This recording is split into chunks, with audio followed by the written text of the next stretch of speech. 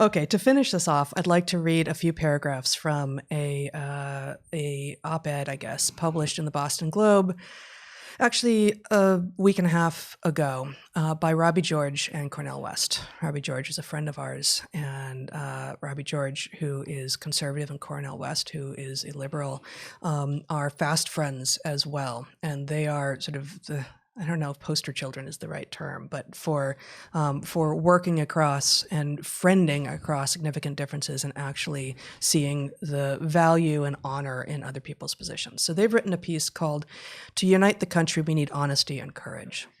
You can show it briefly, although then I'm going to go back to my screen because I want to read just bits and pieces of it. So it begins... it begins, "Fellow citizens, honesty and courage alone can save our wounded, disunited country now. We need the honesty and courage to speak the truth, including painful truths that unsettle not only our foes, but also our friends, and most especially ourselves." And it's a long and wonderful piece. In the middle of it, there are these 6 short paragraphs. "We need the honesty and courage not to compromise our beliefs or go silent on them out of a desire to be accepted or out of fear of being ostracized, excluded, or canceled. We need the honesty and courage to consider with an open mind and heart points of view that challenge our beliefs, even our deepest, most cherished identity-forming beliefs.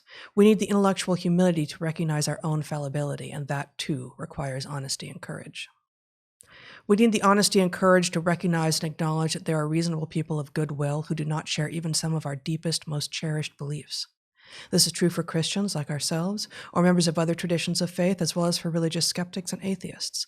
It is true for conservatives as well as progressives, for libertarians as well as socialists.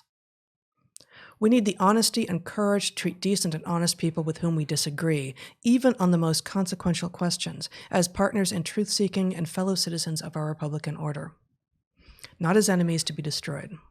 And we must always respect and protect their human rights and civil liberties. We need honesty and courage to be willing to change our beliefs and stances if evidence, reason, and compelling argument persuade us that they are in need of revision, even at the cost of alienating us from communities in which we are comfortable and rely on for personal affirmation, solidarity, and support. And finally, we need the honesty and courage to love in the highest and best sense, to will the good of the other for the sake of the other, to treat even our adversaries as precious members of the human family. We need the honesty and courage to resist the hatred, the spirit of hatred, that the zeal even for good causes can induce in we frail, fallen, fallible human beings, and that corrupts the human soul and leads inexorably to spiritual emptiness and to tyranny, even among those who began as sincere advocates of freedom and justice.